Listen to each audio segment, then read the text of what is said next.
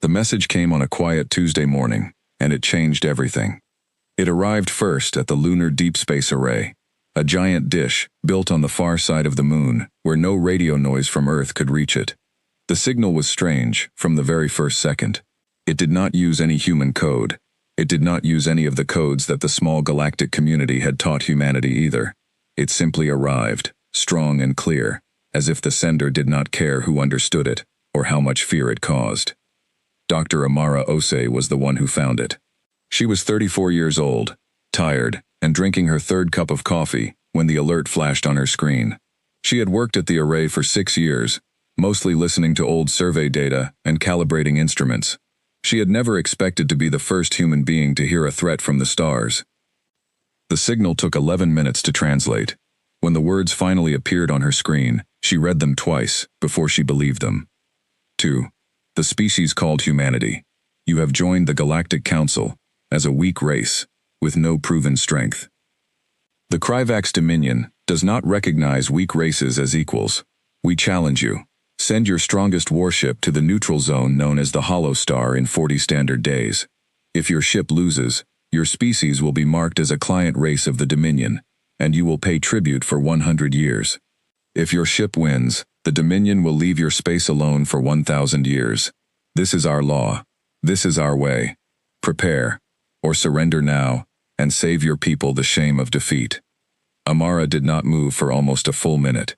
Then she picked up the secure phone on her desk and called her supervisor, and within an hour, the message was sitting on the desk of the Secretary General of the United Earth Council. By the next morning, every government on the planet knew about it. Humanity had only known about the wider galaxy for 6 years. Before that, Earth had been alone, or at least it had believed it was alone. Everything changed when a survey drone from a passing trade convoy drifted too close to Neptune and was pulled in by a research station's tractor beam. The drone was not dangerous. It was small, old, and mostly harmless, built to map resources in empty systems, but it proved, beyond any doubt, that humanity was not alone in the universe. Contact came slowly after that. First there were careful radio exchanges. Then there was a visit from a small ship belonging to a peaceful trading species called the Dorn, who explained, in simple terms, that the galaxy was full of races, empires, and unions, and that most of them followed a loose set of rules managed by something called the Galactic Council. Humanity was invited to join as an observer race. Earth's leaders, hungry for knowledge and afraid of being left behind, agreed at once. For 6 years, humanity had been the new species at the table. It had been given a small seat, far from the center of power, and mostly ignored. Other species had all sorts of strange biology, technology far beyond human science, and histories that stretched back tens of thousands of years. Next to them, humans looked young, fragile, and simple. Many of the older races treated humanity the way a grown adult treats a child, politely, but without real respect. The Kryvax Dominion was one of the largest and most feared powers in known space. It was a warrior empire, built on the belief that only the strong deserved to rule, and that any weak race existed only to serve the strong. The Dominion had conquered dozens of worlds over the centuries, always using the same method. They would send a single warship to challenge the strongest ship of the target race. If the target won, the Dominion would leave, at least for a while. If the target lost, that species would become a client race, bound to obey Dominion law and pay heavy tribute. Almost no one ever won against the Dominion. Their warships were built by masters of war who had spent 1,000 years perfecting the art of space combat. Their pilots trained from childhood. Their captains had fought in real wars, not just simulations. To most species in the galaxy, a Dominion challenge was simply the end of their freedom, delivered with cold and mocking politeness. Now the Dominion had turned its eyes on Earth. The United Earth Council met in an emergency session that same night. The council chamber, a wide room with glass walls overlooking the lights of New Geneva, was full of tension. Representatives from every major nation sat around the long table, along with military leaders, scientists, and 2 representatives from the Galactic Council who had rushed to Earth as soon as they heard the news. "This is not a joke," said Ambassador Lyra Voss, one of the Dorn diplomats who had first made contact with Earth. She was tall and thin, with pale blue skin and calm, careful eyes. The Kryvax Dominion has done this to 17 other species in the last 200 years. 15 of those species lost. They are now client races. Their fleets serve the Dominion. Their resources feed the Dominion. Only 2 species ever won a Dominion challenge, and both of those species were already powerful warrior races, with centuries of starship combat experience. And we have 6 years, said General Marcus Webb, the head of Earth's still young Combined Space Defense Force. He was a broad-shouldered man in his 50s, with short gray hair and tired eyes. He had spent those 6 years building Earth's first true space navy almost from nothing, using technology bought, traded, and copied from friendlier species. 6 years, Ambassador, not 6 centuries. I understand, Lyra said. But you must also understand something else. If you refuse the challenge, or if you fail to send a ship at all, the Dominion will treat that as surrender. They will take what they want without a fight. If you fight and lose, you become a client race. Either way, refusing to fight does not save you from the outcome. Only winning saves you. A murmur ran through the room. Many of the human representatives had hoped there was some way to simply say no, to walk away from the whole terrible situation. Lyra's words crushed that hope completely. Then we fight, said the Secretary General, a calm woman named Dr. Priya Nair, who had once been a physicist before entering politics.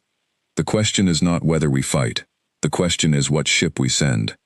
Every eye in the room turned toward General Webb. He took a slow breath before he answered. There is only one real choice, he said. The Dauntless. The UES Dauntless was, without question, the most famous warship humanity had ever built. It was not the biggest ship in Earth's small fleet, and it was not the newest. But it held a record that no other human ship, and in fact very few ships from any species, could claim. It had never lost a battle. The Dauntless had been built 4 years earlier, during the darkest and most dangerous period of Earth's early contact with the wider galaxy. Pirates from the Kess Cartel, a loose group of raiders who preyed on new and weak species, had begun attacking human colony ships and cargo vessels in the outer solar system. At first, Earth's tiny defense fleet had struggled badly. 3 transport ships were destroyed. Dozens of people died. The pirates grew bolder, moving closer to Earth itself. The Dauntless had been rushed into service half-finished, its weapons barely tested, its crew thrown together from the best pilots, engineers, and officers Earth could find on short notice. Nobody expected much from it. It was humanity's first real attempt at a proper warship, built using half-understood alien technology, mixed with human engineering, and many experts privately believed it would be destroyed in its first fight. Instead, the Dauntless won. It won that first battle against 3 pirate raiders, using a combination of clever tactics and a crew that refused to give up, even when their systems were failing and their shields were nearly gone. It won the next battle too, and the one after that. Over 4 years, the Dauntless fought 11 separate engagements against pirates, smugglers, and once even a small raiding force from a hostile minor empire testing humanity's defenses. 11 battles, 11 victories. The ship became a legend, not just on Earth but among the handful of galactic species who paid any attention to humanity at all. Word spread slowly through trade routes and diplomatic channels. The humans have a ship that does not lose. Nobody in the wider galaxy took this too seriously at first. 11 small battles against pirates was nothing compared to real war. But the story stuck, the way good stories do, and the ship's reputation grew larger than the ship itself. Its captain was Elena Reyes, a woman who had once been a commercial pilot before joining the newly formed Combined Space Defense Force. She was 41 years old, calm under pressure, in a way that made her crew trust her completely, and famous for a simple rule she repeated before every battle. We do not need to be the strongest ship in the fight. We only need to be the smartest. Now, for the first time, the Dauntless would face an enemy far beyond anything it had ever fought before. Not pirates, not smugglers. A true Dominion warship, built by an empire that had never lost a challenge against a new species in living memory. Captain Reyes was called to Earth's capital the very next day. She sat across from General Webb and Dr. Nair in a quiet office, far from the noise of the council chamber, and listened as they explained the situation in full. The Dominion ship is called the Vorkal, General Webb said, pulling up an image on the table's holographic display. The image showed a massive warship, dark and angular, bristling with weapon batteries and covered in strange marks that Earth's translators could not fully explain.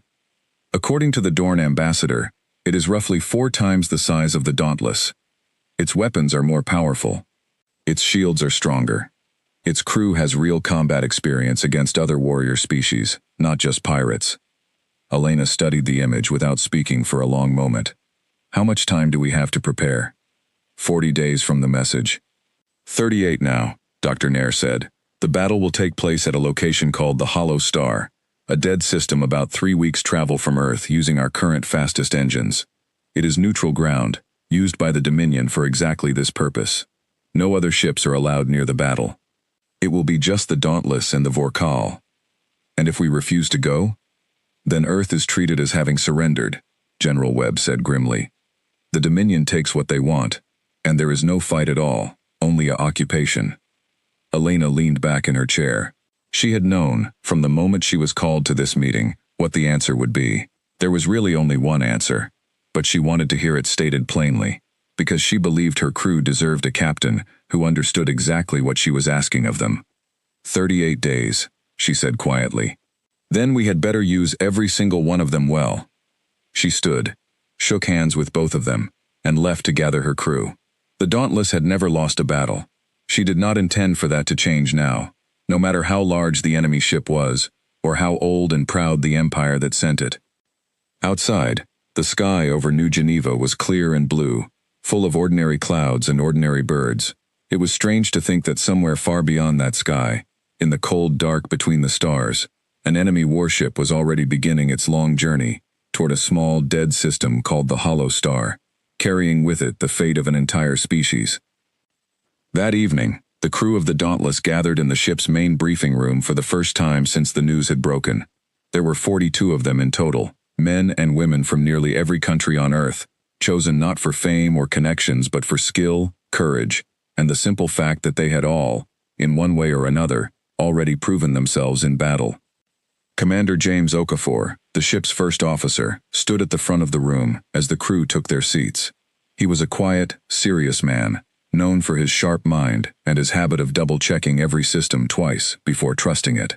Beside him stood Chief Engineer Yuki Tanaka, whose work keeping the Dauntless running through 11 battles had earned her the nickname, the ship's second heart, among the crew. Captain Reyes entered last, and the room fell silent. By now, most of you have heard the news, she said, standing at the front of the room with her hands clasped behind her back. In 38 days, we will travel to a system called the Hollow Star and fight a Dominion warship called the Vorkal. If we win, Earth is left alone for 1,000 years. If we lose, humanity becomes a client race, and everything we have built, everything our families back home have worked for, becomes tribute for an empire that thinks we are beneath them. She paused, letting the weight of her words settle over the room. I will not lie to any of you. This enemy is bigger than anything we have faced before. Stronger, better armed, and led by a crew with more battle experience than all of us combined. If you are afraid, that is reasonable. I would be worried about anyone who was not. She looked around the room slowly, meeting the eyes of her crew one by one. But I have flown with every person in this room. I have seen what we can do when the odds look impossible. 11 battles, 11 victories. Not because we were the strongest, but because we worked together. We thought faster than our enemies, and we never gave up, even when things looked their worst. That is what got us here. That is what will get us through this too. Commander Okafor stepped forward. 38 days is not much time, he said, but it is enough, if we use it correctly. Starting tomorrow, full training schedules, full system reviews, and full simulations against everything we know about Dominion combat tactics. Chief Tanaka's team will also begin working on some upgrades that might give us an edge. Yuki nodded firmly. The Dorn have agreed to share some information about Dominion weapon systems and shield technology, based on records from past challenges. It is not much, but it is something to work with. Captain Reyes looked out at her crew one final time. We did not choose this fight, she said, but we are the ones who have to win it. So let's get to work. The room slowly emptied as the crew returned to their stations, already beginning the long process of preparing for the most important battle of their lives. Outside the briefing room's small window, Earth hung against the darkness, blue and green and achingly beautiful.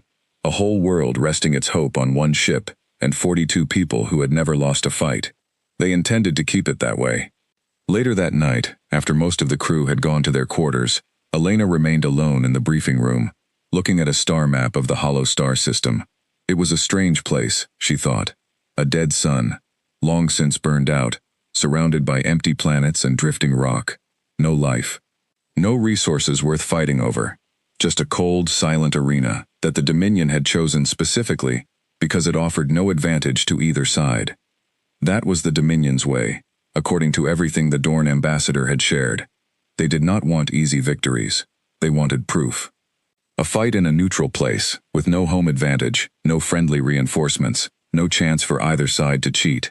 It was almost a kind of honor, twisted and cold, but honor all the same. Win fairly, or lose fairly. There was no third option. A soft knock came at the door. It was James Okafor, holding 2 cups of coffee. "You should be resting," he said, setting 1 cup down in front of her. "So should you," Elena replied, managing a tired smile. James sat down across from her. "I pulled every record the Dorn were willing to share. The Vorkal has fought in at least 6 previous challenges, won all 6. Its captain is someone called Thex Dran, apparently a decorated war hero within the Dominion. Fought in 3 real wars before this, not just challenges." Elena studied the information silently. "Then he has actual combat experience against real warships, something none of us have." "None of us except you," James said quietly. "You flew cargo runs through pirate territory for 6 years before the war started. You know what it means to make split-second decisions when someone is actually trying to kill you." "Pirates are not the same as trained Dominion soldiers." "No," James agreed. "But fear is fear, no matter who is shooting at you. And you have never once frozen under pressure. Not in 11 battles. That matters more than people think." Elena looked back at the star map, at the small red marker showing the hollow star, so very far from home. "We are going to need more than steady nerves, James. We need every advantage Yuki's team can find, every tactic we can practice, and probably a fair bit of luck as well." "Then we had better get started," James said, standing. 37 days now. Word of the Dominion's challenge did not stay secret for long. Within 2 days, it had spread across every news network on Earth, and then across the wider galactic community as well. Reactions varied wildly depending on who was speaking. Many of the older, more established species treated the news with quiet sympathy. The same sympathy one might feel watching a small animal wander into a predator's territory. A few species, the ones who had themselves survived Dominion challenges through luck or unusual strength, sent private messages of encouragement, along with small amounts of technical information that might help, though never anything that could be seen as direct military support. The Galactic Council itself remained officially neutral, as it always did in matters of Dominion challenges, though several delegates privately admitted they did not expect humanity to survive. On Earth, however, the reaction was very different. Fear was there, certainly, mixed with anger and worry, but something else grew alongside it too, a fierce, stubborn determination. Within a week, factories across the planet had shifted extra production towards supplying materials for the Dauntless's refit. Engineers who had no formal connection to the combined space defense force sent in unsolicited designs and calculations, hoping something among them might prove useful. Ordinary people wrote letters to the crew, thousands of them, filled with hope and gratitude and quiet fear they tried hard to hide. Captain Reyes read as many of those letters as she could during the rare quiet moments of her days. One, from a schoolteacher in Lagos, stuck with her for a long time afterward. It read simply, "We do not know if you will win, but we know you will try, and for a species as young and small as ours, that is already something to be proud of. Fly safely, Captain." She kept that letter folded in her jacket pocket for the rest of the mission. Chief Engineer Yuki Tanaka spent those first days buried in data, comparing everything the Dorn had shared about Dominion weapon and shield technology against the Dauntless's own systems. The news was not encouraging. Dominion shields used a layered energy pattern that made them far more resistant to sustained fire than human shields, which relied on a simpler, single-layer design. Their main weapons fired in short, powerful bursts that could punch through most conventional defenses in only a few hits. But Yuki was not the type to give up simply because the numbers looked bad. She gathered her engineering team, 12 of the sharpest minds Earth's young space program had to offer, and laid out the challenge plainly. "We cannot out-armor them. We cannot outgun them," she said, standing before a wall covered in technical diagrams. "So we need to think differently.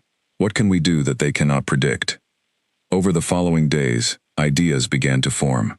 One young engineer named Diego Alvarez suggested modifying the ship's shield emitters to cycle rapidly between different frequencies, making it harder for Dominion weapons to find a consistent weak point.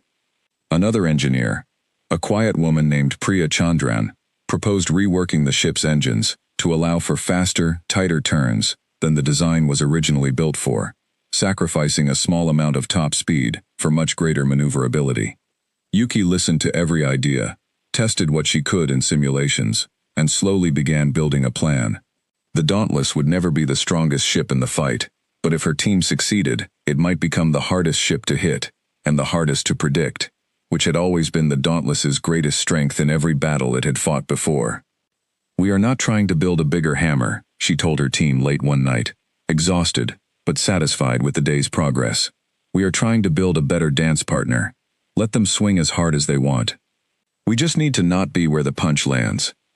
It was a strange way to describe warship engineering, but nobody in the room argued with her. After 11 victories built on exactly that kind of thinking, nobody was in a position to argue at all. 36 days remained before the Dauntless would leave Earth's orbit for the last time before the battle, and already, deep in shipyards and simulation rooms across the planet, humanity had begun to build something more than a warship. They were building a chance. The training began at dawn, the very next morning, and it did not stop for the next 35 days. Captain Elena Reyes ran her crew through drill after drill, simulation after simulation, pushing them harder than she ever had before. In the past, the Dauntless had trained for weeks or months before a mission. Now they had barely more than a month to prepare for the most dangerous fight of their lives, and every single day mattered. The ship's simulation deck, a large round room lined with screens and control stations, became the crew's second home. Commander James Okafor and his team built simulation after simulation, based on everything the Dorn had shared about Dominion combat tactics, testing different strategies against an enemy ship they had never actually seen fight. "Again," Elena said, for what felt like the 100th time that week, as the simulated Vorkal tore through the Dauntless's shields on the main screen. The simulation ended in defeat, as it had many times before. The lights in the room came back up, and the bridge crew sat in tired silence. "Their opening barrage is too strong," said Lieutenant Sophia Marchetti, the ship's weapons officer, rubbing her eyes. "If we take that first hit head-on, we lose almost 40% of our shields in one shot. We cannot survive many exchanges like that." "Then we do not take it head-on," Elena said calmly. "Run it again. This time, the moment their weapons charge, I want a full lateral turn, not a retreat. We close the angle instead of opening it." The simulation began once more. This time, as the enemy ship's weapons charged with a visible glow, the Dauntless banked hard to the side instead of pulling back. The angle of attack shifted just enough that the powerful opening blast grazed the shields instead of striking them directly. It was a small difference, but on the screen, the shield damage read only 18% instead of 40%. A quiet murmur of hope went through the room. "Better," Elena said. "Now, from that position, Sophia, what can we do?" Sophia studied the new angle. "We would have a partial shot at their rear shield generators. Not a clean hit, but a real one. Take it. Everyone, watch closely." The simulated Dauntless fired, and its shot found the enemy ship's rear section, a small green light on the display, marking a successful hit. The room went quiet again, but this time it was the quiet of people paying very close attention, rather than the quiet of defeat. They ran the simulation 11 more times that day, refining the maneuver bit by bit. By evening, they had turned a losing opening exchange into a fight they could survive. It was only the first of many such small victories the crew would need to find over the following weeks, but it was proof that the enemy, however powerful, was not unbeatable. While the bridge crew trained, Chief Engineer Yuki Tanaka's team worked around the clock on the ship's physical upgrades. The shield frequency modulator that young engineer Diego Alvarez had proposed was the first system to be completed, installed carefully into the Dauntless's existing shield array over 6 long days of work. Testing it took another 3 days after that, running the shields through every possible attack pattern the simulation computers could generate. "It works," Diego reported to Yuki late on the 9th day, sounding almost surprised by his own success. "The shields cycle through 11 different frequency patterns every 2 seconds. Even if the enemy manages to find one weak frequency, it changes before they can fire a second shot at the same spot." "Good," Yuki said, though her tone remained cautious. "But it will not be perfect. If their weapons fire fast enough, or if they get lucky with timing, it will not save us completely. It buys us time. That is all. Time is what we need most." Engineer Priya Chandran's engine modifications took longer, requiring the team to strip down and rebuild parts of the Dauntless's maneuvering thrusters almost entirely. The work was dangerous and exhausting, done in the cold vacuum of the ship's outer hull, wrapped in heavy suits, guided only by helmet lights and careful instruction from engineers watching through cameras inside. "The ship will turn nearly twice as fast as before," Priya explained to the assembled crew once the work was finally finished, 22 days before the battle. "But there is a cost. Top speed in a straight line drops by about 15%. We are trading raw speed for the ability to change direction." "Given what we saw in the first simulations," Elena said, "that trade sounds like exactly what we need." Over the following days, the ship's pilots, led by senior pilot Kwame Boateng, practiced with the new engine configuration until the tighter, sharper turns became second nature to them. Kwame had been flying starships since before the Dauntless even existed, first as a cargo pilot and later as one of the founding members of the Combined Space Defense Force. He was known throughout the crew for his calm humor, even in the worst moments, and for a flying style that other pilots described as impossible to predict, even for himself. "You fly like you are arguing with the ship," Sophia teased him once, during a break between drills. "I am arguing with the ship," Kwame replied with a grin. "It usually wins, but now and then I get a good hit in." As the days passed, the crew's preparation deepened beyond simple technical drills. Elena made a point of speaking with every member of her crew individually during the training period, not only to review their readiness, but to understand, once more, exactly who she was leading into battle. She spoke with young Ensign Mei Lin, barely 23 years old, who operated the ship's sensor and communication arrays, and had joined the crew only 8 months earlier, straight out of the academy. May was nervous but determined, spending extra hours each night studying everything she could find about Dominion sensor technology, determined not to let her inexperience cost the ship anything in the coming fight. She spoke with Chief Medical Officer Dr. Hassan Rahim, a quiet, thoughtful man who had served on the Dauntless since its very first mission. Hassan had treated wounded crew members after nearly every one of the ship's 11 battles, and he approached the coming fight with the calm, steady focus of someone who understood better than most exactly what was at stake and what it might cost. "We will lose people," Hassan told Elena honestly, during one of their private conversations in the ship's small medical bay. "I want you to know that I understand that, and I am prepared for it. I only hope it will not be too many." "So do I," Elena said quietly. "So do I." She also spent time with the ship's youngest crew members, the ones who had joined only in the last year, offering what reassurance she honestly could. She did not promise them an easy victory, because she did not believe in false comfort. Instead, she reminded them of what the crew had already proven, again and again, in battles that had once seemed just as impossible.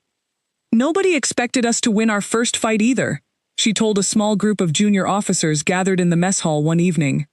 3 pirate ships against one half-finished human warship with an untested crew. Most experts back on Earth expected us to lose that fight badly. We did not lose. We will not lose this one either, not if we keep our heads and trust each other the way we always have. Her words were simple, but they carried weight, because everyone in that room had seen, with their own eyes, exactly what the Dauntless and its crew were capable of when the odds looked their worst. 15 days before the deadline, the Galactic Council sent a formal update. The Dominion warship Vorkal had departed its home territory and was now traveling toward the hollow star system, exactly as promised. Sensor data shared by a nearby friendly species, willing to risk a distant, careful observation, confirmed the ship's staggering size and power. It measured nearly 4 times the length of the Dauntless, bristling with heavy weapon batteries along its entire hull, and surrounded by a shield signature far stronger than anything Earth scientists had previously modeled.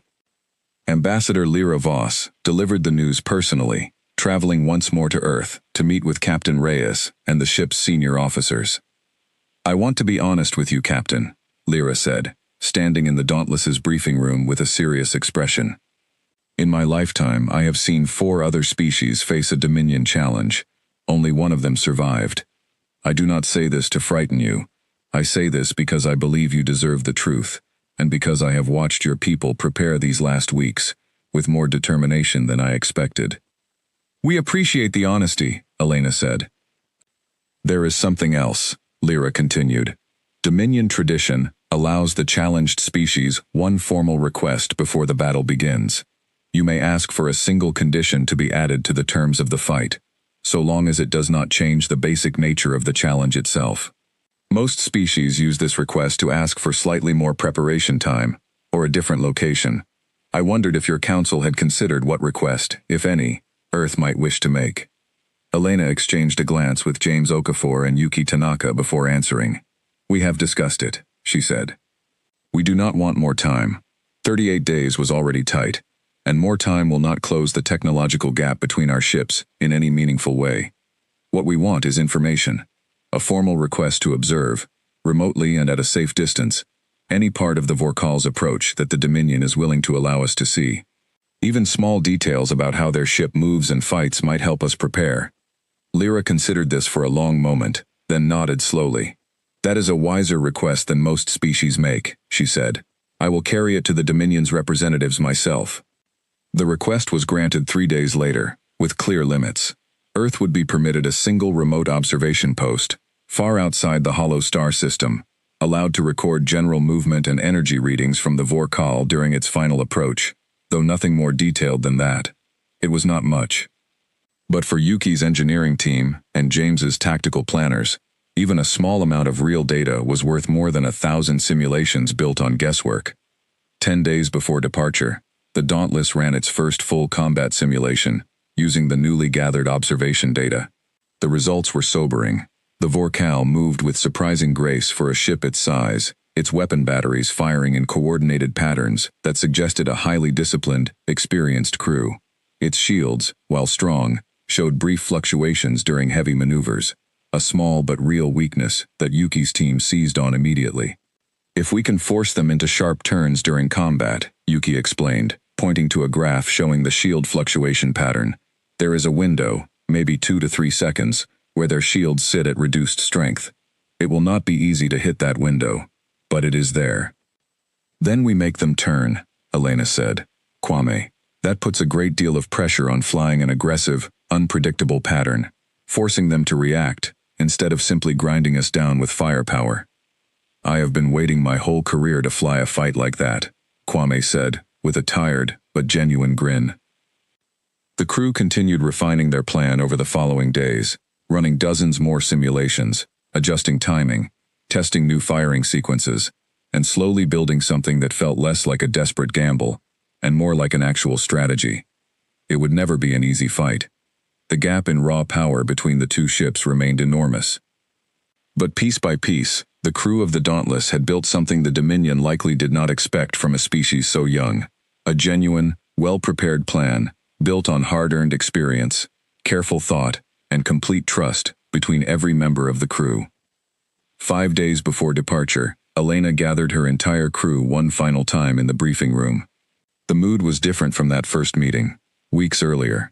There was still fear in the room, and there always would be, but it now sat alongside something steadier, quiet confidence, built through weeks of hard work and shared purpose.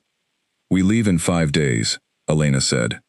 "I will not stand here and tell you this will be easy, because it will not be. But I have watched every one of you prepare for this fight, with everything you have. I have never been prouder to command this crew than I am right now." She looked around the room slowly, at 42 faces that had become as familiar to her as family. "The Dauntless has never lost a battle," she said finally. "Let's make sure that stays true." The crew's answering cheer was not loud, but it was steady, and it carried the same quiet determination that had carried them through 11 battles before. 5 days remained before they would leave Earth's orbit for the hollow star, and for the first time since the challenge had arrived, every person aboard the Dauntless felt, for a moment at least, that victory might truly be within their reach. Far across the galaxy, aboard the Vorkal, Captain Thex Drawn reviewed the same observation data from the opposite side. Thex was old by Dominion standards, well past 300 years, with a long scar running down one side of his face, from a battle fought decades before most of his current crew had been born. He had commanded the Vorkal through 6 challenges and 3 real wars, and he approached every fight with the same careful, unhurried patience that had kept him alive and victorious for so long. His first officer, a sharp-eyed woman named Cressa Vale, stood beside him, as the ship's sensors displayed everything they had gathered about the human vessel, called the Dauntless. 11 small victories against pirates and raiders, Cressa said, her tone carrying a note of doubt. Hardly proof of anything against a real warship. Perhaps, Thex said slowly, or perhaps, proof of something more useful than raw power. A crew that has fought 11 times and survived 11 times has learned something that cannot be taught in training simulations. They have learned how to keep functioning when everything goes wrong. You sound almost respectful of them, Captain. I respect any crew willing to fight for their home, Thex said. That does not mean I expect to lose. It means I do not intend to grow careless. He studied the recorded footage a moment longer, watching the small, sleek human ship maneuver through its final observed movements before the recording ended. They have modified their engines recently. See here, the turn radius is far tighter than our earlier records suggested. They are preparing something specific for us. Should we adjust our approach? No, Thex said, after a moment's thought. We fight as we always fight. Overwhelming force, applied with discipline and patience. If they have found a clever trick, we will simply have to be more careful and more patient than they expect. Young species often believe cleverness alone can overcome strength. It rarely does, but I will not underestimate them either. That mistake has cost other Dominion captains their ships before. He turned away from the display, folding his hands behind his back, in a gesture that mirrored, without either of them knowing it, the same posture Captain Reyes so often used aboard the Dauntless. Prepare the crew, Thex said. We arrive at the hollow star in 11 days. I want every system tested twice before then. Back on Earth, the final days before departure passed in a strange mixture of intense work and quiet personal moments. The crew of the Dauntless spent their last full day planetside with their families, a rare and precious gift granted by General Webb over the objections of a few officers who worried it would soften the crew's focus at the worst possible time. Elena spent hers with her younger brother Tomas, who had flown in from Argentina the moment he heard the news. They sat together on a hillside overlooking the ocean, much as they had when they were children, saying very little for a long while. You do not have to pretend this is easy for me, Tomas finally said. I know what you are flying into. I am not pretending, Elena said. I am scared, Tomas. I would be foolish not to be. But I have the best crew in the solar system with me, and we have prepared as well as 38 days allowed. That has to be enough. It will be, Tomas said, though his voice cracked slightly on the words. It has to be. Across the planet, similar quiet farewells played out in dozens of homes. Chief Engineer Yuki Tanaka spent her final day with her elderly mother, who had never fully understood her daughter's work, but had always been fiercely proud of it regardless. Young Ensign Mei Lin video called her parents in Shanghai for nearly 4 hours, unwilling to end the conversation until her mother gently insisted she needed her rest. Pilot Kwame Boateng, who had no living family left on Earth, spent his final evening with the rest of the crew instead, sharing old stories and quiet laughter long into the night, determined that if this truly was to be his last night on solid ground, it would be a good one. Dr. Hassan Rahim visited the small memorial garden near the Combined Space Defense Force headquarters, a quiet place dedicated to the 2 crew members the Dauntless had lost during its earlier battles. He stood there a long while, remembering their faces, before returning to the ship to make his final medical preparations for the mission ahead. On the morning of departure, thousands of people gathered near the launch facility outside New Geneva, despite the early hour and the heavy security surrounding the site. They came from every part of the world, carrying flags, signs, and quiet hope. wanting simply to be present as the ship that carried humanity's fate left the planet's surface for what might be the last time. Captain Reyes addressed her crew one final time before boarding, standing at the base of the boarding ramp with the massive shape of the Dauntless rising behind her, freshly repaired and upgraded, gleaming under the morning sun. 33 days ago, we learned that an empire far older and far stronger than us decided we were not worth respecting, she said, her voice carrying clearly across the gathered crowd through the launch site speakers. In 11 days, we will show them otherwise. She turned to her crew, 42 men and women who had trained tirelessly, sacrificed sleep and comfort, and stood beside one another through every difficult moment of the past month. Let's go to work, she said simply. One by one, the crew boarded the ship, disappearing into the Dauntless's familiar corridors, for what all of them understood might be the most important journey of their lives. The boarding ramp closed. The engines, rebuilt and refined by Yuki's tireless team, roared to life, with a sound the crowd below felt in their chests, as much as heard with their ears. Slowly, steadily, the Dauntless rose from the launch pad, climbing higher and higher into the pale morning sky, until it was only a small, bright point of light against the blue, and then nothing at all. Below, the crowd remained long after the ship had vanished from sight, staring upward in silence, carrying in their hearts the same fragile, stubborn hope that had carried humanity through every dark moment of its long history. 11 days remained before the Dauntless would reach the hollow star. 11 days before humanity would learn, once and for all, whether that hope had been well placed.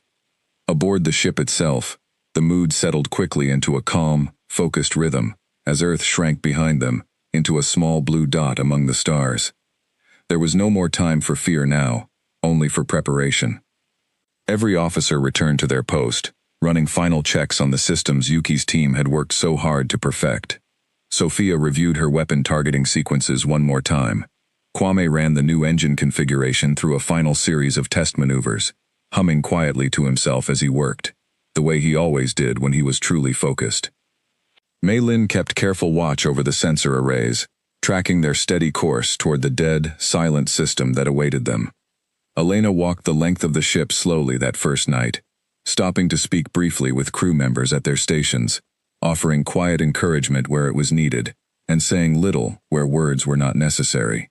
She ended her walk on the observation deck, staring out at the endless field of stars stretching before them, and allowed herself, just for a moment, to feel the full weight of what lay ahead. Then she straightened her shoulders, turned from the window, and returned to the bridge. There was still work to be done, and 11 days was not so very long at all.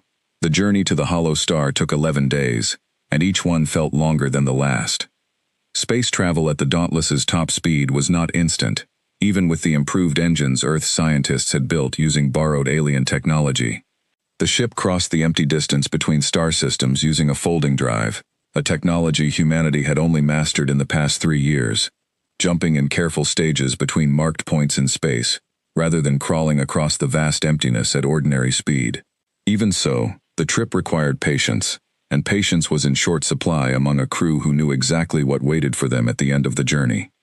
Captain Elena Reyes used those 11 days as wisely as she could.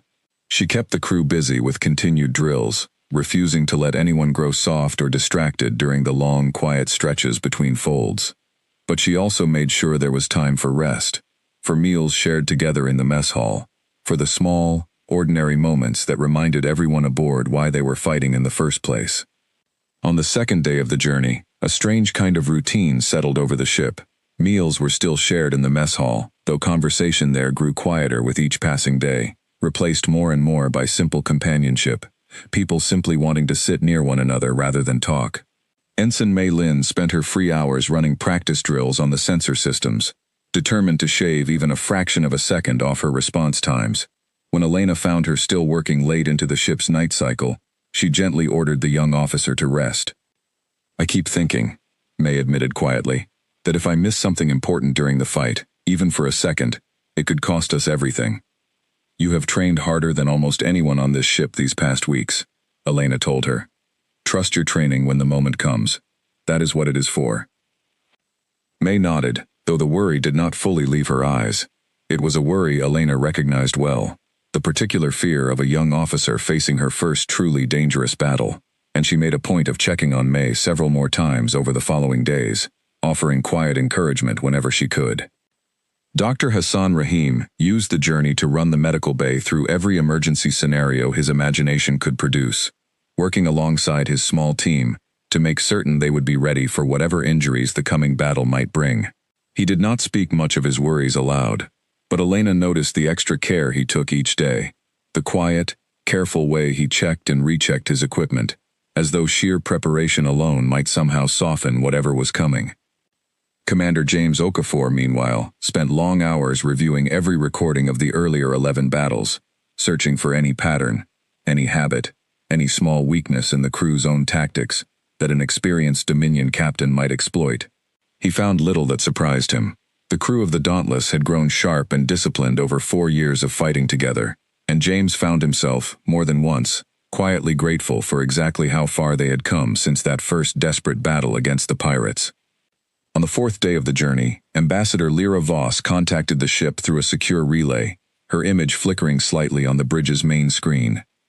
"I wanted to update you before you lose easy contact with the relay network," she said. "The Dominion has confirmed the Vorkal is on schedule. They will arrive at the Hollow Star 2 days before you do, as tradition allows the challenging ship to arrive first and prepare the field." "Understood," Elena said. "Is there anything else we should know?" Lyra hesitated slightly before answering. "There is a small tradition I did not mention before, because I did not wish to add to your worries unnecessarily. Before the formal battle begins, the two ships are permitted a brief period of direct communication. It is meant as a formality, a chance for both captains to confirm the terms of the challenge before combat starts. Some Dominion captains use this time simply to state the rules plainly. Others use it to try to unsettle their opponent, through words alone, before a single shot is fired." "Psychological pressure," James Okafor said, standing beside Elena's chair. "Precisely," Lyra confirmed. "I only wished you to be prepared for it, Captain. Whatever Captain Dron says to you, remember that it is only words, nothing more." "Thank you for the warning," Elena said. "We will be ready." After the transmission ended, Elena sat quietly for a moment, considering Lyra's words. She had commanded through 11 battles, and she understood as well as anyone that fear, doubt, and hesitation could be just as dangerous as any weapon. If the Dominion captain hoped to win part of this battle before it even began, she intended to make certain he failed. On the 9th day of the journey, the Dauntless's sensors picked up the first direct readings of the Hollow Star system, still several hours away, but close enough now for detailed scans. The system lived up to its grim name. A dead star, dark and cold, hung at its center, surrounded by the lifeless husks of planets that had likely once supported some form of atmosphere, long since stripped away by radiation and time. Nothing moved there except drifting rock and dust, caught in slow, silent orbits around a sun that no longer gave any warmth or light of its own. While the crew studied the grim system ahead, a final personal transmission arrived from Earth, recorded and sent days earlier to reach them, at exactly this point in their journey. It was a short message from Dr. Priya Nair, speaking on behalf of the entire United Earth Council, and behind her image, visible through the office window, thousands of people could be seen gathered in the streets of New Geneva, holding candles and quiet vigil, despite the late hour. "Captain Reyes, and the entire crew of the Dauntless," Priya said, her voice steady but warm. "By the time you receive this, you will be nearing the Hollow Star. I do not know what the coming hours will bring, but I want you to know that every person on this planet is thinking of you tonight. Whatever happens, you have already given humanity something no one can take away, the knowledge that we do not back down from a fight, even one that seems impossible. Come home safely, if you can, and if you cannot, know that your names will be remembered for as long as humanity looks up at the stars." The message ended, and for a long moment, nobody on the bridge spoke. Sophia wiped quickly at her eyes and returned to her console without a word. Kwame sat very still at the pilot station, his usual easy humor absent for once. Elena allowed herself only a brief moment of stillness before straightening in her chair, unwilling to let the crew's focus slip so close to their arrival. "A fitting place for a fight with no witnesses," Yuki Tanaka murmured, studying the readings from her engineering station. "The Dominion likes places like this," Maylin added quietly, reading from the background information the Dorn had provided.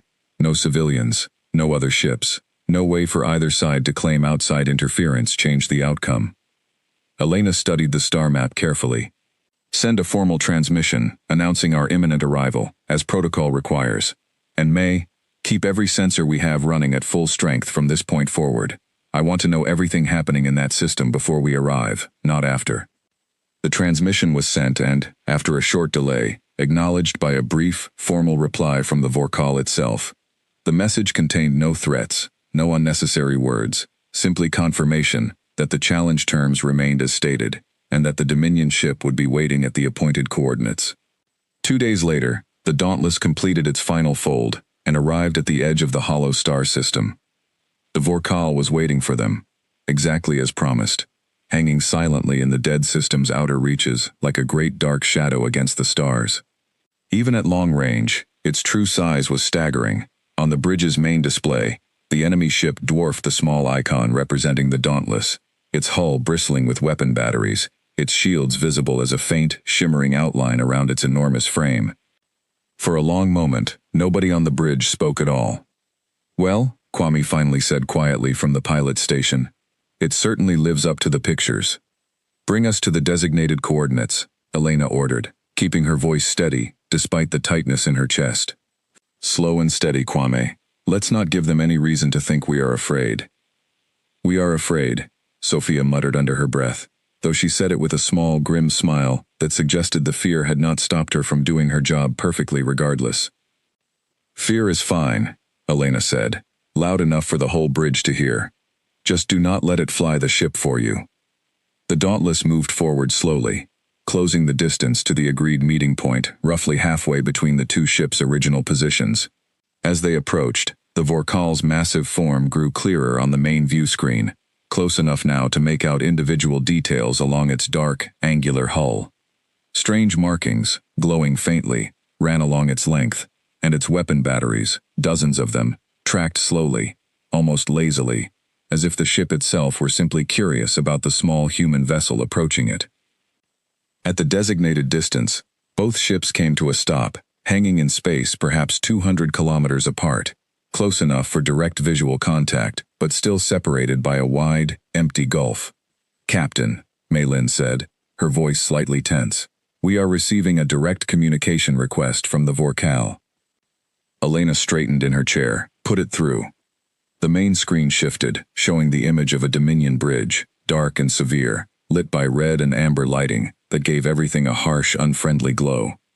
At its center stood Captain Thex Drawn, tall and broad-shouldered, his scarred face unreadable as he studied the human captain through the connection. "Captain Reyes," he said, his translated voice deep and measured. "I am Thex Drawn, of the Kryvax Dominion, commander of the Vorkal. I trust your journey was uneventful." "It was," Elena replied evenly, meeting his gaze without flinching. "I trust yours was as well, Captain Drawn." "It was." A faint, almost curious expression crossed his scarred features.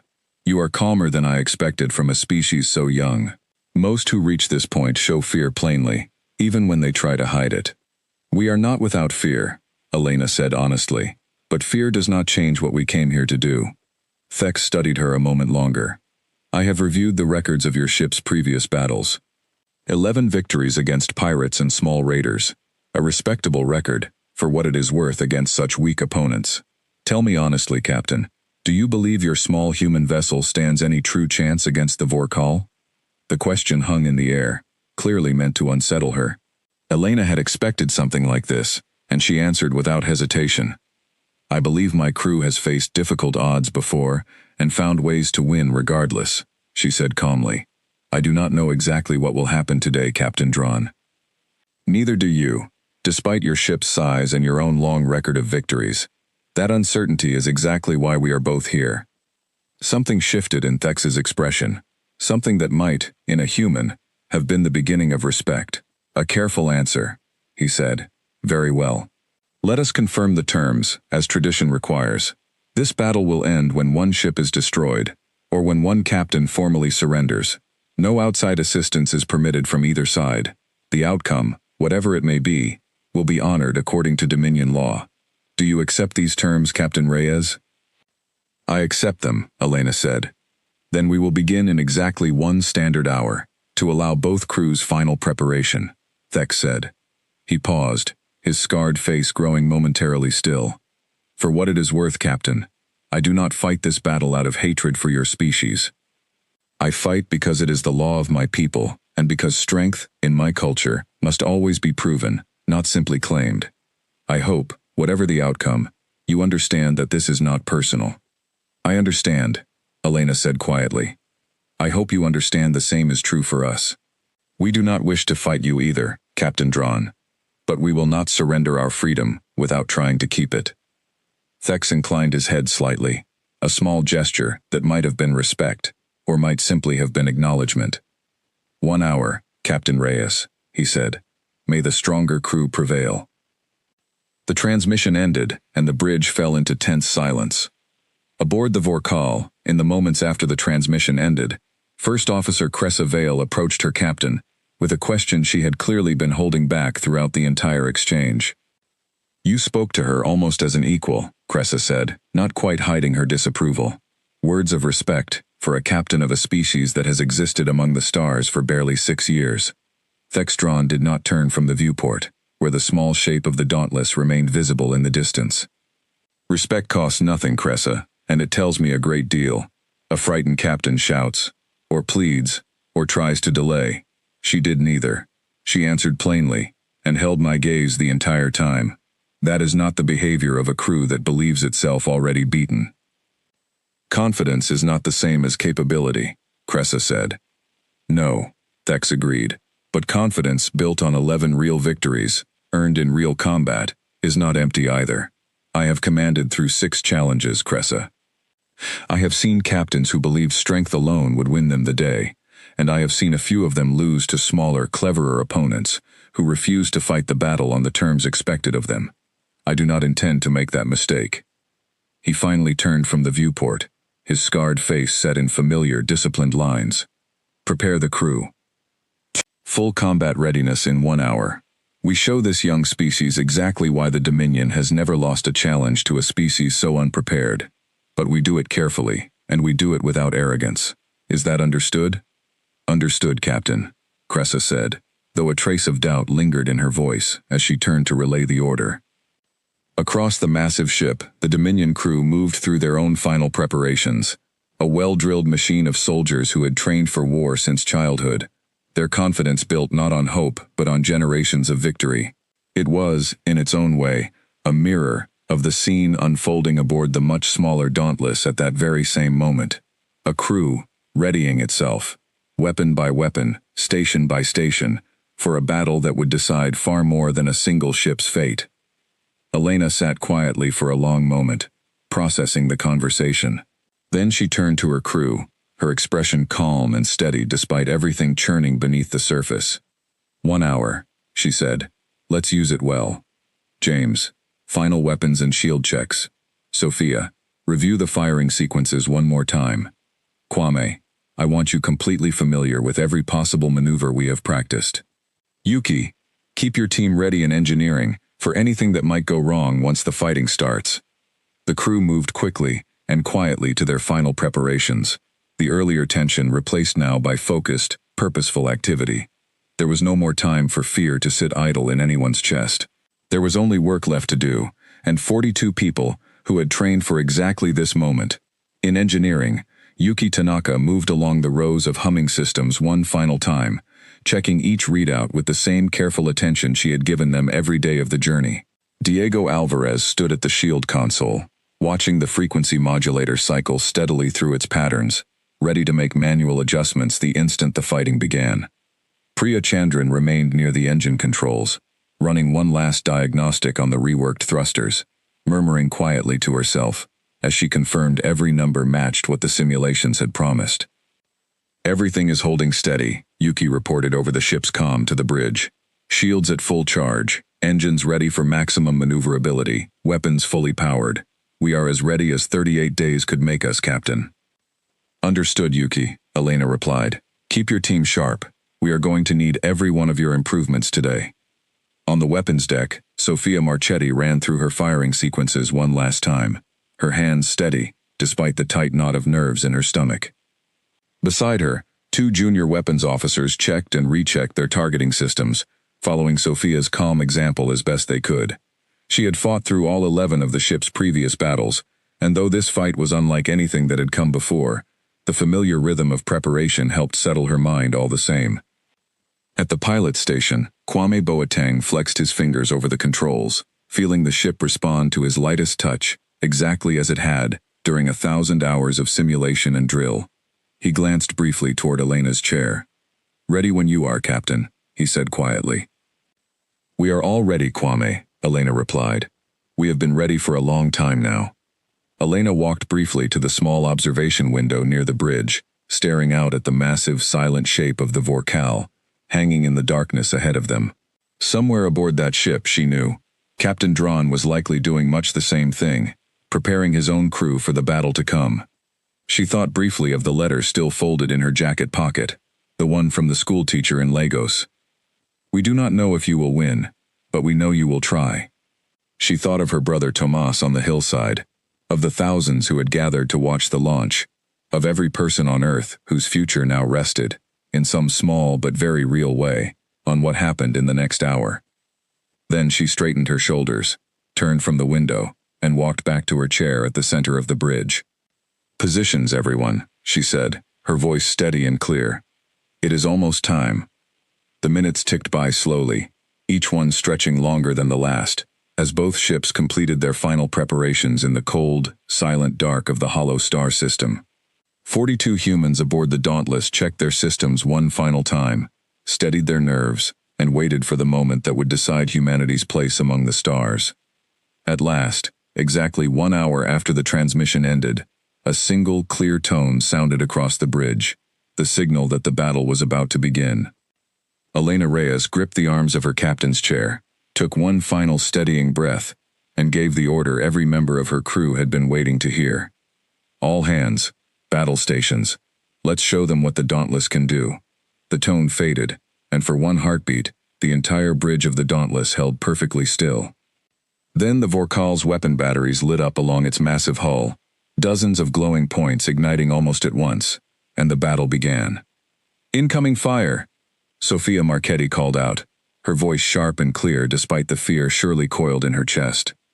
"Full spread, matching the pattern from our simulations." "Evasive pattern, now," Elena ordered. Kwame's hands moved across the controls with practiced precision, and the Dauntless banked hard to the side, executing the tight lateral turn the crew had drilled for over and over during the past weeks.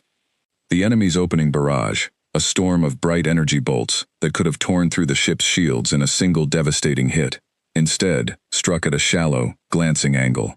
The ship shuddered violently, alarms blaring across the bridge, but the shields held. "Shield strength at 82%, Maylin reported quickly, reading from her console. "Frequency modulator performing as expected." "Return fire, Sophia. Target their forward shield emitters," Elena ordered. The Dauntless's own weapons, smaller and weaker than the Vorkal's but precisely aimed, fired in a tight burst toward the enemy ship's forward section. The shots struck true, sparking brightly against the Dominion vessel's shields, though the damage appeared minor against a ship of such enormous size. "Barely a scratch," Sophia muttered through gritted teeth, already recalculating her next firing solution. "It does not need to be more than a scratch yet," Elena said calmly. "We are not trying to win this in the first exchange. Kwame, keep us moving. Do not let them settle into a firing rhythm." The Dauntless twisted and turned through the dark space between the two ships, weaving a path that grew increasingly difficult to predict, as Kwame pushed the newly modified engines through maneuvers the Vorkal's massive frame simply could not match. The enemy ship's weapons fired again and again, but each successive barrage struck the Dauntless at increasingly shallow angles, the shield damage staying manageable, even as the fighting intensified. Aboard the Vorkal, Captain Thexdron watched the battle unfold with growing, careful interest. "They are avoiding direct hits with remarkable consistency," Cressa Vale observed, studying the tactical display. "Their engines have been modified beyond what our earlier scans suggested." "I noticed," Thex said evenly. "Increase firing frequency. Force them to react faster than they can plan for." The Vorkal's weapon batteries began firing in shorter, more frequent bursts, reducing the time between each attack and putting increasing pressure on the smaller ship's ability to dodge. On the Dauntless's bridge, the change was felt immediately. "They have shifted tactics," Sophia called out as another wave of enemy fire streaked toward them. "Firing pattern is faster, less predictable." "Kwame," Elena called. "I see it, Captain." Kwame's hands flew across the controls, and the ship dove sharply, narrowly avoiding a hit that would have struck almost directly amidships. But the next volley came too quickly to fully avoid, and this time, the Dauntless took a solid, direct hit along its port side. The ship rocked violently. Sparks burst from a console near the back of the bridge, and Ensign Mei Lin was thrown briefly from her seat before catching herself against the console's edge. "Shields at 59%, she called out, scrambling back into position, her voice tight but controlled. "Hull integrity holding. Minor damage to the port sensor array." "Yuki, status report," Elena called into the comm. "We took that one hard, but nothing critical," Yuki's voice replied immediately, calm, despite the tension audible beneath it. "Diego is already compensating shield frequency to that section. We can take a few more hits like that before it becomes a real problem, but not many." Elena's mind raced, weighing their options in the space of a single breath. The enemy had adapted faster than expected, and the Dauntless's advantage in maneuverability was proving harder to maintain against a faster, more aggressive firing pattern. They needed to change the shape of the fight, and quickly, before the Vorkal's overwhelming firepower simply ground them down through sheer persistence. "James," she said, turning to her first officer. "The shield fluctuation window Yuki identified. Have we seen it yet?" James studied the tactical readouts intently. "Not clearly, Captain. Their maneuvers have been minimal so far. They have barely needed to turn given their size and firepower advantage." "Then we make them turn," Elena said, an idea forming quickly in her mind. "Kwame, I want you to fly directly at their forward section, close enough that they either have to fire a full frontal barrage at very close range, or bank hard to avoid a possible collision course. Sophia, the instant they show any real turn, target their rear shield generators exactly like we practiced." "Captain, that is an aggressive approach," James said carefully. "At that range, a direct hit from their main batteries could be catastrophic." "I know," Elena said, "but grinding it out at long range is not working either. We need to force their hand. Kwame, can you fly it?" Kwame's jaw tightened, but his hands remained steady on the controls. "I can fly it, Captain." "Then let's do it. All hands, brace for close-range maneuvers." The Dauntless surged forward, closing the distance between the two ships far faster than the Vorkal's crew had likely anticipated. On the enemy bridge, Cressavale's eyes widened slightly at the sudden, aggressive change in the small ship's trajectory. "They are closing directly on our forward section, Captain," she called out. "Either a collision course or an extremely close-range attack run." Thex studied the approaching ship for a fraction of a second, his long experience calculating the danger instantly. "Hard turn, starboard, full power," he ordered. "I will not risk a direct collision with a ship of unknown structural composition at this range. Weapons, prepare full frontal barrage the instant we have a clean angle." The massive Dominion warship began to turn, its enormous frame shifting with surprising speed for something so large, but not without cost. As the ship banked hard to avoid the Dauntless's aggressive approach, its shield systems, strained by the sudden maneuver, flickered visibly for the briefest moment. "Now," Yuki's voice cut across the bridge comm, having caught the fluctuation on her own readouts at the exact same instant, Sophia saw it on her targeting display. "Rear shield generators, Sophia. That is the window." Sophia did not hesitate. Her hands moved with practiced speed, and the Dauntless's weapons fired a precise concentrated burst, directly at the narrow gap in the enemy's turning shields. The shot struck true, punching through the momentarily weakened defenses and slamming directly into the exposed hull beneath. A bright flash lit up the darkness as the impact registered, followed immediately by a visible plume of venting gas from the Vorkal's rear section. "Direct hit," Mei Lin called out. "Their rear shield generator is offline. I am reading significant damage to that section of the hull." A ragged cheer rose up across the Dauntless's bridge, quickly silenced by Elena's raised hand. "Do not celebrate yet," she warned. "That ship is still 4 times our size, and we just made them very, very angry." Aboard the Vorkal, alarms blared across the bridge, as damage reports flooded in. Cressa Vale worked quickly at her station, diverting power to compensate for the loss of the rear shield generator, her earlier doubt about the human crew, replaced now by something closer to grudging alarm. "Rear shields at only 30% capacity, Captain," she reported. "That maneuver was deliberate. They forced our turn specifically to create that opening." Thexdron's scarred face remained composed, though something sharp and focused had entered his eyes. "So they did," he said. "A clever gambit, and well executed. Compliment them. If we survive this. For now, full power to remaining shields, and target their engines directly. If they cannot maneuver, their cleverness will not save them." The Vorkal's weapons shifted target, a concentrated barrage, aimed now specifically at the Dauntless's engine section, rather than its shields as a whole. Elena saw the shift immediately on her tactical display. "They are targeting our engines," she called out. "Kwame, hard evasive, now." Kwame threw the ship into another sharp turn, but the enemy's more focused firing pattern proved harder to escape than the earlier broad barrages had been. A glancing hit struck near the engine section, and the ship shuddered violently, warning lights flashing red across multiple consoles. "Engine efficiency down to 70%. Priya Chandran's voice reported tensely over the comm from engineering. "We took damage to one of the secondary thrusters, Captain. Our turning radius just got noticeably worse." "Understood. Do what you can," Elena said, her mind racing as she assessed the rapidly shifting situation.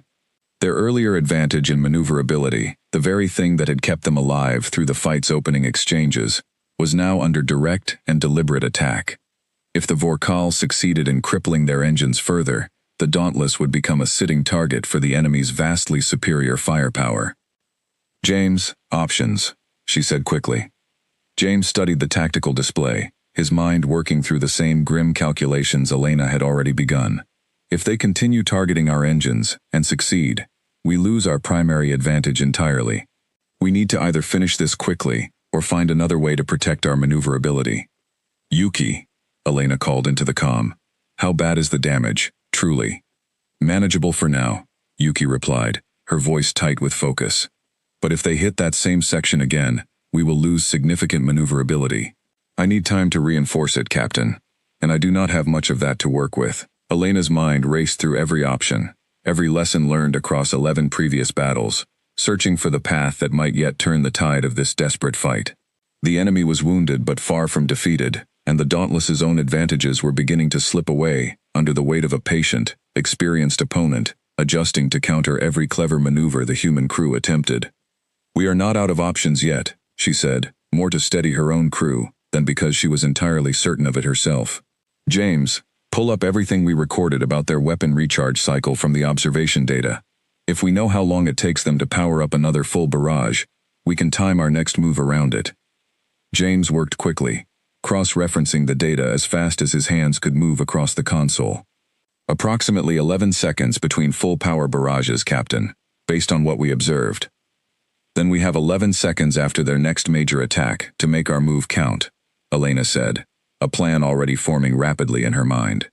"Kwame, the moment they fire their next full barrage, I want everything the engines have left, straight toward their damaged rear section. Sophia, be ready to fire everything we have the instant we are in range." "Captain, that is extremely close range," James said carefully. "If their shields recover even partially before we reach them, then we will have to make sure they do not get that chance," Elena said, her voice steady despite the enormous risk of what she was proposing. "This fight will not be won by playing it safe forever, James. Sometimes the only way through is straight ahead." Across the bridge, her crew exchanged brief, tense glances, but nobody argued. They had trained together, fought together, and trusted one another through 11 battles that had once seemed just as impossible as this one. If Captain Reyes believed this was their best chance, then it was the chance they would take. The Vorkal's weapon batteries began to glow once more, charging for another devastating barrage, and aboard the Dauntless, 42 men and women braced themselves for the boldest, most dangerous maneuver of the entire battle. "Steady," Elena said quietly, watching the enemy ship's weapons build toward full power. "Steady, now. Kwame, take us in." The Dauntless surged forward the instant the Vorkal's massive barrage lit up the darkness, streaking past the edge of the attack with only meters to spare, close enough that the crew felt the shudder of the passing energy through the ship's very frame. Kwame's hands moved in a blur across the controls, threading the small human vessel through a gap that seemed impossibly narrow, guided by nothing but instinct, built from a lifetime behind the controls of a starship and weeks of relentless practice. "We are inside their minimum engagement range," Meilin called out, her voice a mixture of fear and disbelief. "Their main batteries cannot track us this close." "Then let's make it count," Elena said. "Sophia, now." Sophia fired everything the Dauntless had left in its forward batteries, a concentrated storm of weapons fire, aimed directly at the still damaged rear section of the Vorkal. At such close range, there was no missing. The shots tore into the exposed hull where the earlier hit had already weakened the ship's defenses, and this time, the damage was far more than a scratch. A series of bright explosions rippled along the Dominion warship's rear section, and a visible tremor ran through its enormous frame. "Direct hits confirmed," Meilin shouted. "Their rear propulsion section is venting atmosphere. I am reading a significant drop in their overall power output." On the enemy bridge, alarms screamed through the darkened corridors as Cressa Vale fought to keep her console readable through a haze of warning lights. "Captain, we have lost nearly a third of our rear thrusters. Power output down to 60%. Thexdron's expression remained composed, though the strain of the moment showed clearly in the tightness of his jaw. "Bring the secondary batteries online," he ordered. "Point defense systems, target their engines directly, close range or not. If they wish to fight this close, we will make them regret it." The Vorkal's smaller, faster-firing point defense weapons, positioned along its hull specifically for close-range combat, opened fire the instant the Dauntless passed within range. Unlike the massive main batteries, these weapons could track and adjust far more quickly, and they found their mark almost immediately. The Dauntless shook violently as multiple hits struck along its hull in rapid succession. Sparks exploded from several consoles across the bridge. A junior officer near the rear of the room cried out in pain as a console overloaded beside her station, and Dr. Hassan Rahim's voice crackled urgently over the emergency comm channel, already responding to the first reported injuries. "Shields at 23%. Mei Lin called out, her voice tight with rising panic that she fought visibly to control. "Hull breach reported on Deck 3. Emergency bulkheads sealing now." "Yuki," Elena called urgently. "we are losing power fast, Captain."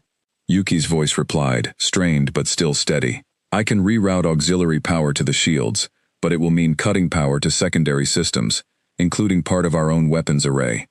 Elena's mind raced through the desperate calculation in an instant. "Do it. Shields over weapons, right now." The lights across the bridge dimmed briefly as power redirected through the ship's systems, and the shield readout on Meilin's console began climbing back upward, slowly but steadily.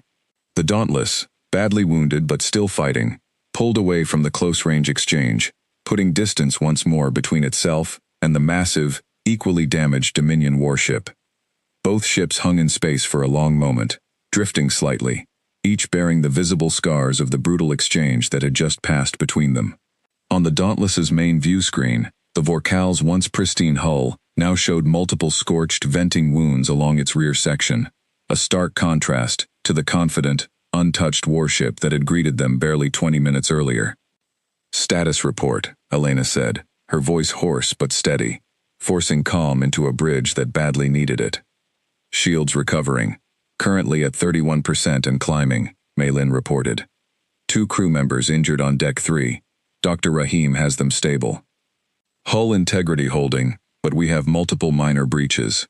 Weapons at reduced capacity due to the power rerouting," Sophia added grimly.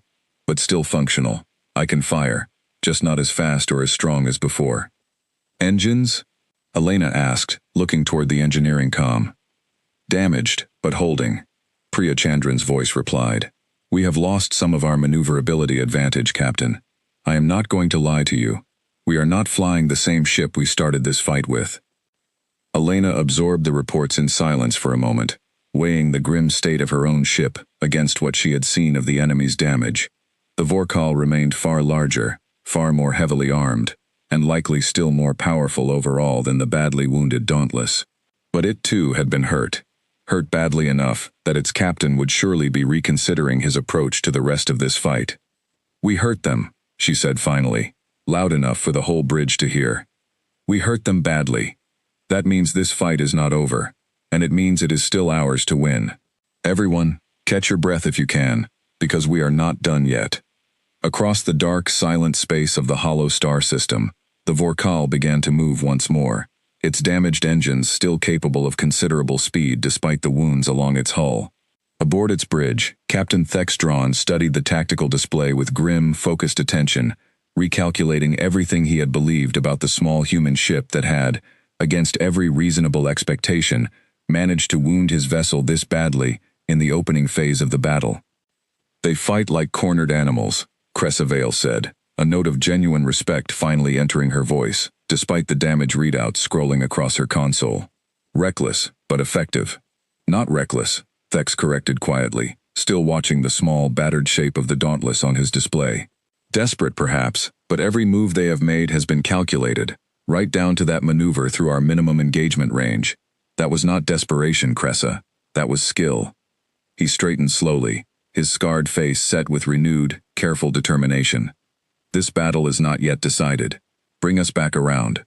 But we finish this properly, and we finish it with the respect this crew has clearly earned." The Vorkal turned slowly in the darkness, its damaged engines straining against the wounds it had suffered, beginning its approach for what both crews now understood would likely be the final, decisive phase of the battle. Aboard the Dauntless, Elena Reyes watched the enemy ship's approach on her tactical display, her exhausted crew rallying once more around her steady, unwavering resolve. "Here they come again," she said quietly. "Let's finish what we started." James moved quickly to her side, keeping his voice low enough that only she could hear him clearly over the background noise of the bridge. "Captain, our weapons are running at reduced power, and our maneuverability is compromised. If they come at us with everything they have left, I am not certain we can survive another direct exchange like the last one." "I know," Elena said quietly, her eyes never leaving the approaching shape of the enemy ship. "But surrender is not on the table, James, and running is not an option either. Not against a ship that can still outpace us even damaged. All that leaves us is finding one more way to make our disadvantages matter less than theirs." "Any ideas?" James asked. Elena studied the tactical display a moment longer, watching the pattern of the Vorkal's approach, the slight favoring of its still functional thrusters over the damaged ones along its rear section. An idea began to take shape, rough and dangerous, but perhaps their best remaining chance. "Their damaged thrusters mean they cannot turn as sharply to their rear left quadrant anymore," she said slowly. "If we can keep ourselves positioned there consistently, we limit how much of their remaining firepower they can actually bring to bear on us at once." "That is a narrow window to hold position in during an active fight," James said. "It is," Elena agreed. "But it is a window their captain cannot easily close, not with that section of his ship still smoking." "Kwame, did you catch that?" "I caught it, Captain," Kwame said, already adjusting his grip on the controls, his earlier fatigue replaced by sharp, renewed focus. "Rear left quadrant. Stay glued to it, no matter what.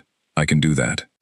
"Sophia, concentrate everything we have left on their remaining shield generators, the moment we have a clean line," Elena continued. "We are not trying to win this through a single lucky strike anymore. We are trying to wear them down, piece by piece, until they cannot fight back at all." Sophia nodded grimly, her hands steady, despite the exhaustion clearly written across her face. "Understood, Captain. I will make every shot count." The Vorkal closed the remaining distance quickly, despite its wounds, its weapon batteries, though reduced in number, still glowing with dangerous, familiar power. Both ships, bruised and battered from the opening phase of their battle, prepared once more to test each other's limits, each crew fighting not only with weapons and shields, but with every scrap of skill, courage, and stubborn determination they had left. The final decisive stage of the battle for humanity's future was about to begin. The Vorkal surged forward, its weapons already charging, and Kwame Boateng threw the Dauntless into a tight curving path that hugged the enemy ship's damaged rear left quadrant, exactly as Elena had planned. The maneuver was not easy. The Dauntless's own damaged systems fought against every sharp turn, and more than once the ship shuddered dangerously as its strained engines struggled to keep pace with the demands being placed on them. Holding position, Kwame called out through gritted teeth, sweat visible on his brow despite the ship's cool recycled air. But I do not know how long I can keep this angle if they adjust. They cannot adjust quickly, not with that thruster damage, Elena said, watching the enemy ship's slow, labored attempts to bring its remaining weapons to bear. Sophia, do you have a shot? Almost, Sophia said, her focus absolute, as she tracked the shifting angle between the two ships. Just a few more seconds. Aboard the Vorkal, Captain Thexdron watched with growing, grudging respect as the smaller human ship clung stubbornly to the exact blind spot his damaged thrusters could not easily cover. Clever, he murmured, more to himself than to anyone else on his bridge. Compensate manually, he ordered his weapons crew. Rotate the ship itself, if the thrusters cannot manage the angle. The massive warship began a slow, grinding rotation, its crew fighting to bring its full firepower back into play, despite the damage limiting its usual speed and grace. It was working, Elena saw with rising alarm, watching the tactical display shift steadily in the enemy's favor. They are compensating, Maylin called out. Rotation in progress, estimated 40 seconds until they have a clear firing angle on us again. Then we have 40 seconds to make this count, Elena said. Sophia. Firing now, Sophia called out, and the Dauntless unleashed everything its remaining weapons could manage.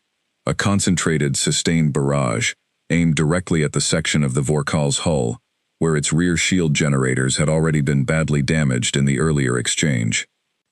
The shots struck home again and again, each one chipping away further at defenses already weakened past their limits.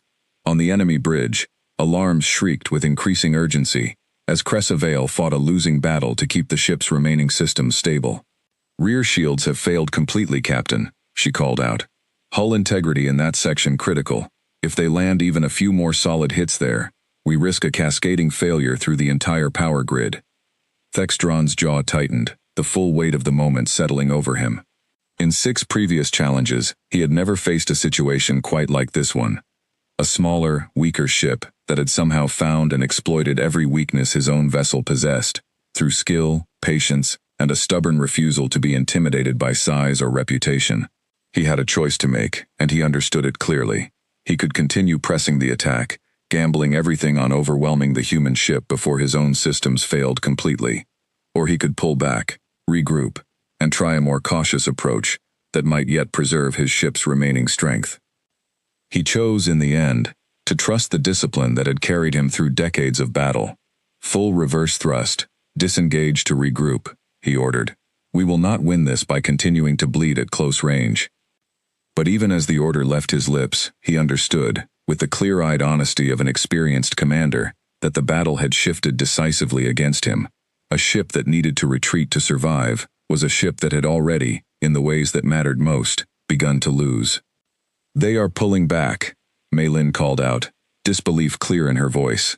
Their engines are struggling to even manage a clean retreat. Elena watched the enemy ship's labored withdrawal on the main display, her mind racing through the implications.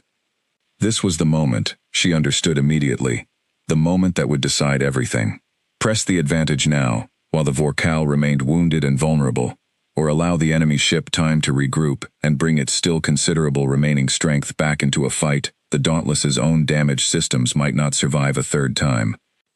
Kwame, pursue, she said, her voice steady, despite the enormous risk of the decision. James, plot an intercept course. We do not let them regroup. Captain, our own systems are barely holding together, James said carefully, though he was already working the calculations even as he spoke. If we push the engines any harder, we risk losing maneuverability entirely. I understand the risk, Elena said, but if we let them retreat and reorganize, we hand back every advantage we have fought and bled for in this battle. We finish this now, while we still have the edge.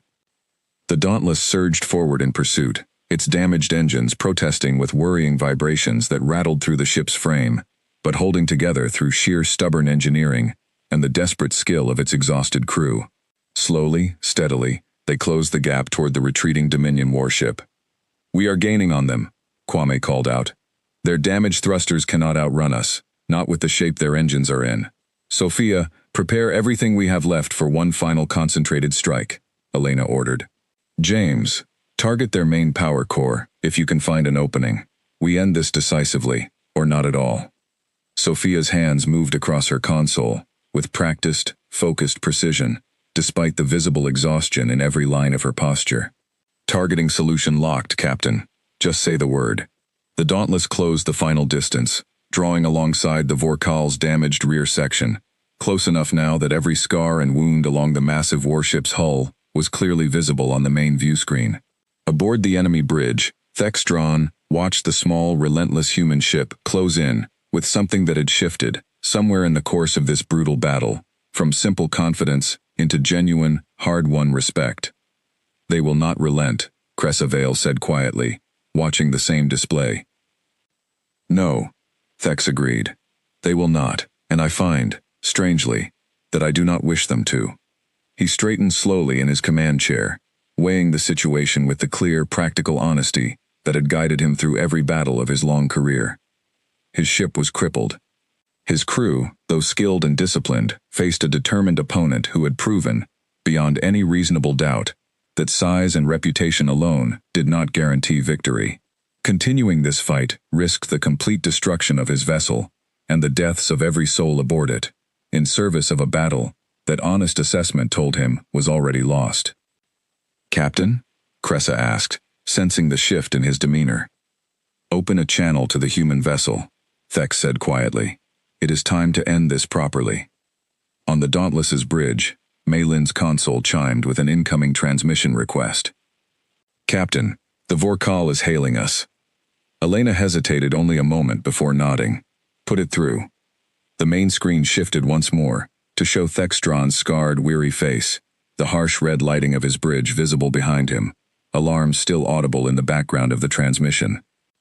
Captain Reyes, he said, his voice measured despite the evident strain of the battle. You have fought this engagement with more skill and more honor than I expected from a species so young to the ways of the stars. My ship is crippled. Continuing this fight would cost the lives of my crew for a battle that honest judgment tells me is already decided. In accordance with Dominion law, I formally concede this challenge. For a moment, the words did not fully register across the bridge. Then, slowly, understanding spread through the exhausted crew like warmth returning to cold hands. You are surrendering the challenge, Elena said carefully, wanting to be absolutely certain of what she was hearing. I am, Thex confirmed. The terms are clear, and I honor them. The Dominion will leave your species' space undisturbed for 1,000 years, as promised.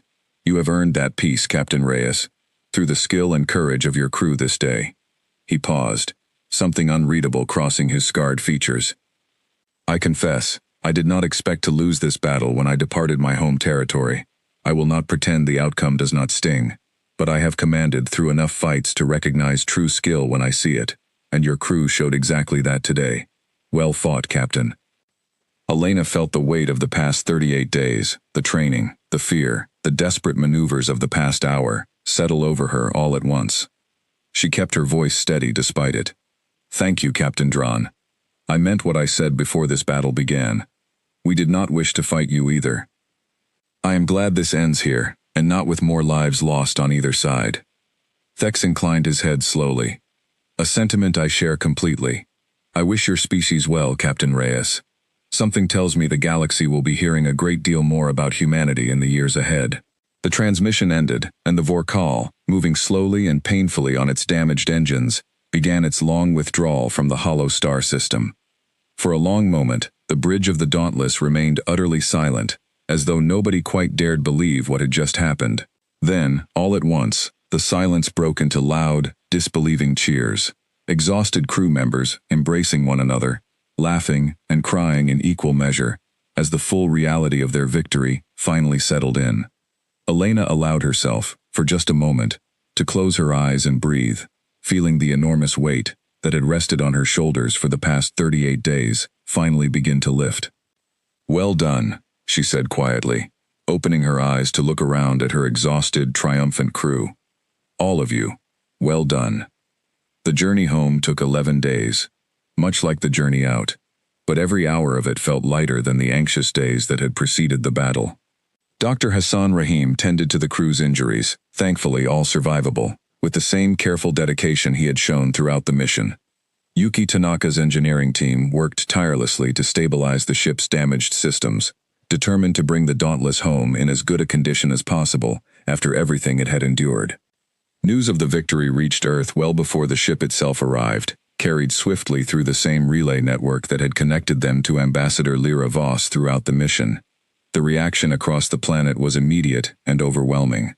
Celebrations broke out in cities across every continent, people pouring into the streets in a wave of relief and joy that had been building, quietly and desperately, throughout the entire tense month of preparation and the agonizing wait during the ship's journey. When the Dauntless finally returned to Earth's orbit, descending slowly through the atmosphere toward the same launch facility it had departed from 11 days earlier, it found waiting crowds even larger than the ones that had gathered to see it off. Millions watched the ship's return broadcast live across every screen on the planet, cheering as the battle-scarred vessel touched down safely, its hull marked with the visible wounds of the fight, but intact, carrying home every member of its crew who had survived to fly it back. Captain Elena Reyes was the first down the boarding ramp, greeted by a wave of noise and celebration that nearly overwhelmed her after the quiet, tense weeks of the mission. General Webb and Dr. Nair stood waiting near the front of the crowd, both visibly emotional as they welcomed her home. "You did it," General Webb said, shaking her hand firmly, his usual composed manner briefly cracking under the weight of genuine relief. "You actually did it." "We did it," Elena corrected, glancing back at her crew descending the ramp behind her. "Every single one of us." Dr. Nair addressed the massive crowd shortly afterward, her voice carrying across the assembled thousands and the countless millions watching from home. "6 years ago," she said, "humanity learned it was not alone in the universe, and we were, in many ways, the smallest and youngest species at the table. Today, the crew of the Dauntless proved something the entire galaxy will remember for a very long time. Humanity does not back down from impossible odds. We do not surrender our freedom without a fight, and when we fight with everything we have, together, as one people." The crowd's roar of approval echoed across New Geneva and, in one form or another, across the entire planet, as humanity celebrated not just a single victory, but the beginning of something new, a species that had proven, in the clearest possible terms, exactly what it was capable of, when the stakes could not have been higher. In the months that followed, word of the Dauntless's victory spread throughout the wider galactic community, carried along trade routes and diplomatic channels, until nearly every species with any connection to the Galactic Council had heard some version of the story. Humanity's reputation shifted almost overnight, from a young, untested species barely worth noticing, to one that other, more established powers began treating with genuine, careful respect. The Dominion itself honored the terms of its defeat without complaint, withdrawing entirely from human space and making no further contact for the agreed 1,000 years, exactly as their ancient laws required. Captain Thextron, true to his word, spoke of the battle with open respect whenever the topic arose among his own people, and in time, a strange, quiet correspondence developed between him and Captain Reyes, two commanders bound together by a fight that had changed both their lives, even as it had ended so very differently than either had expected when it began. The Dauntless itself was repaired and returned to active service within a few months, its legendary status only growing stronger after its 12th victory, the hardest and most important of them all. Its crew, forever bonded by what they had survived together, remained largely intact, though a handful chose to move on to new postings, carrying the lessons of that desperate battle with them wherever they went. Elena Reyes continued to command the ship for several more years, leading it through new challenges and new adventures as humanity's place among the stars continued to grow and strengthen. But whenever she was asked about that first great battle against the Vorkal, the fight that had, in many ways, defined humanity's early years among the wider galaxy, she always gave the same simple answer. "We did not win because we were the strongest," she would say. "We won because we refused to stop fighting for each other, even when the odds looked impossible." That is what humanity has always done best, long before we ever reached the stars, and I suspect it always will be. And far across the galaxy, among species old and young alike, the story of the small, undefeated human warship that had stood against a Dominion dreadnought and won became something more than simple history. It became a reminder, told and retold across 1,000 worlds, that strength alone had never been enough to guarantee victory, and that courage, skill, and unbreakable determination could carry even the smallest and youngest of species further than anyone, even the species itself, had ever truly believed possible. The Dauntless had never lost a battle. After the Hollow Star, the galaxy finally understood exactly what that meant. Back on Earth, in the weeks after the ship's return, the crew found themselves adjusting slowly to a strange new kind of life, one where ordinary people recognized their faces on the street, and children wrote letters asking to hear the story of the battle told again and again. It was a strange, humbling kind of fame, and none of them wore it entirely comfortably. Ensign Mei Lin, still barely more than a rookie by the crew's own standards, found herself invited to speak at her old academy, standing before a room full of young cadets who looked at her with the same wide-eyed hope she had once felt herself, barely a year earlier. She spoke plainly about her fear during the battle, refusing to pretend she had felt nothing but courage the entire time. "I was terrified," she told the young cadets honestly. "I want you to understand that clearly, because I think too many stories leave that part out.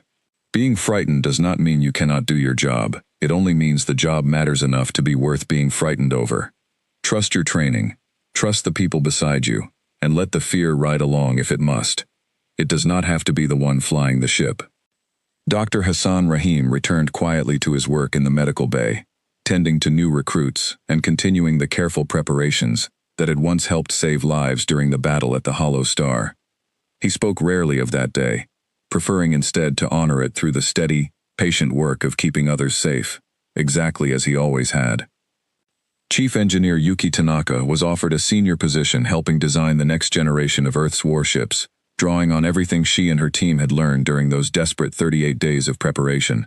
She accepted, on the condition that Diego Alvarez and Priya Chandran join her, unwilling to build anything important without the same team that had helped save the Dauntless when it mattered most. Pilot Kwame Boateng remained aboard the Dauntless as its senior pilot, flying the newly repaired ship through its following missions, with the same easy confidence and quiet humor that had carried him through the worst moments of the battle against the Vorkal.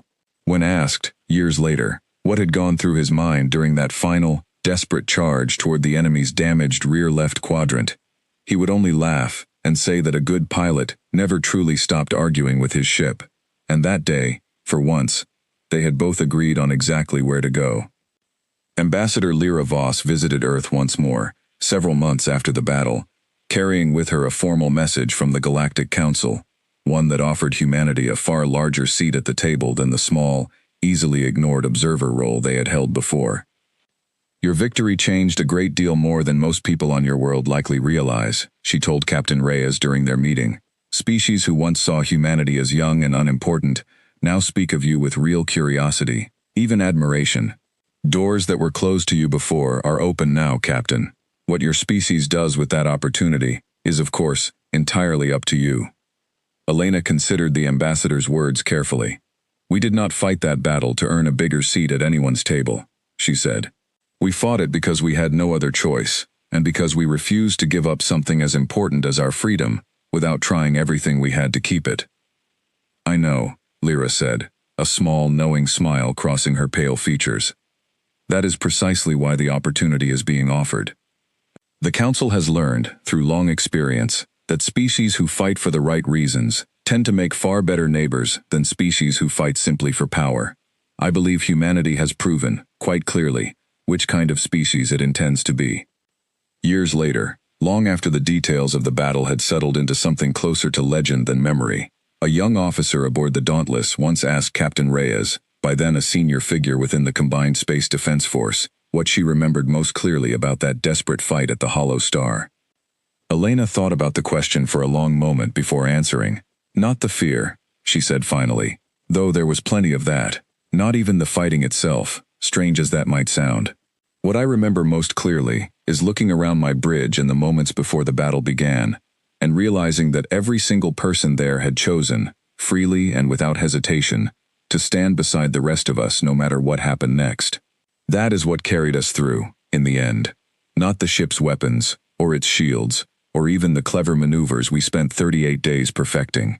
It was the simple fact that none of us were willing to let the others down. She looked out through the nearest viewport, at the same endless field of stars that had once carried the Dauntless toward a battle nobody had truly believed they could win. "That is the real reason the Dauntless never lost," she said quietly. "Not because we were the strongest ship out there, because we were never really fighting alone.